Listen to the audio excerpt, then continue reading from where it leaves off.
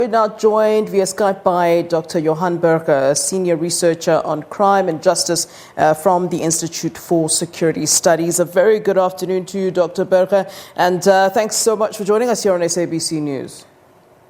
Thank you, and good afternoon.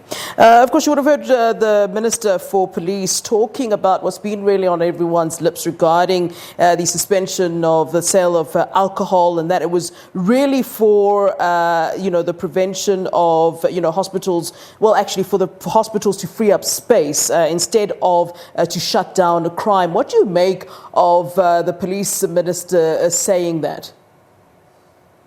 Well, I agree with him. I think the intention never was to ban the sale of alcohol for the purpose of bringing down crime, but certainly it was for the health purposes that was done. But as a benefit, we had this huge decline in some of our violent crimes, such as murder and attempted murder and other interpersonal crimes, assault and so on. So to that extent, is correct. I think the question now is what now in the future? Because at some stage, alcohol will probably have to be allowed again. I think it's not so much about alcohol, but about the places where alcohol is consumed, liquor outlets. And I think there we need to have another look at how these institutions are regulated. I think there's a huge weakness in terms of law enforcement as far as these liquor outlets are concerned. And I think this is something that needs to be, that we all need to have another look at.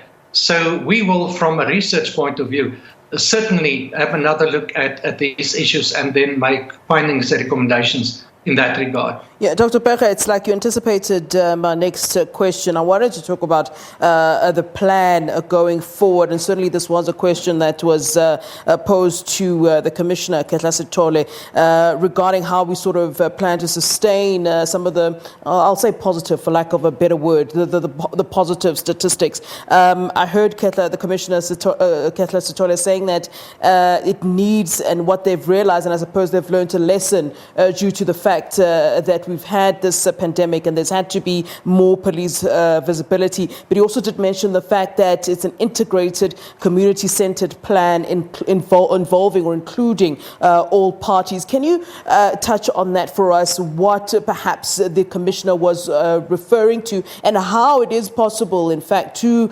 sustain that going forward? I mean, it's been great to see police just about every corner, but can we really sustain that going forward?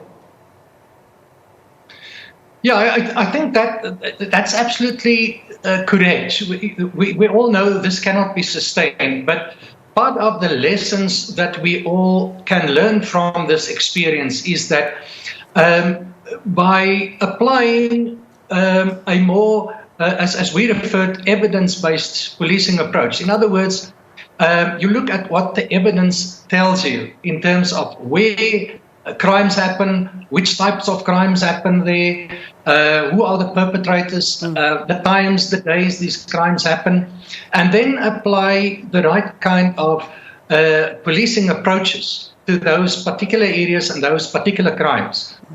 Just to go back to liquor outlets, we now saw that if these liquor outlets are completely closed, you have this huge benefit because a large portion of our serious and violent crimes happen in and around some of these liquor outlets. So the point now is that, of course, we need to properly research this. And I think to the credit of the police, they have launched a research project quite recently and invited a number of researchers to assist them with this research. This is absolutely the right thing to do. And hopefully we will cover a number of these issues.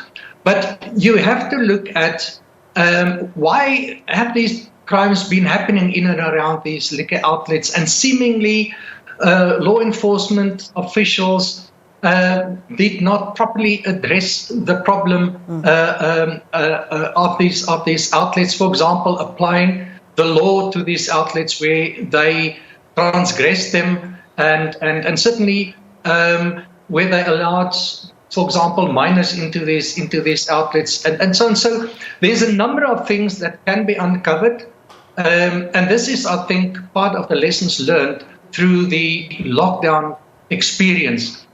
So policing, law enforcement, but also community-based actions involving other government departments and community-based organizations to dealing, first of all, identifying more accurately the problems underlying all of these problems, and then identifying what can be done to address them. So I think this is part of what is now evolving between the research community and the police, and hopefully others could then eventually join this exercise. All right. Thank you very much, Dr. Johan Burger from Institute for Security Studies, unpacking the ministers, of course, talking to us about the crime stats. Thank you very much, sir, for your time.